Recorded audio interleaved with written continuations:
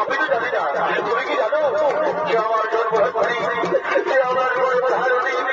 যে আমাকে জন্ম দিয়েছে, তুমি জানো মাতা? এই পুত্র, আমি জানি পুত্র, যে তুমি জন্ম দিয়েছে, যে তুমি পৃথিবীর আলোচনা কথা তুমি জানো, তখন আমায় বলে দাও না যে আমার জন্মধারী, যে আমার গর্ভধারণী, যে আমাকে জন্ম দিয়েছে, যে তুমি জন্ম দিয়েছে, যে তুমি পৃথিবীর আলো দেখিয়েছে,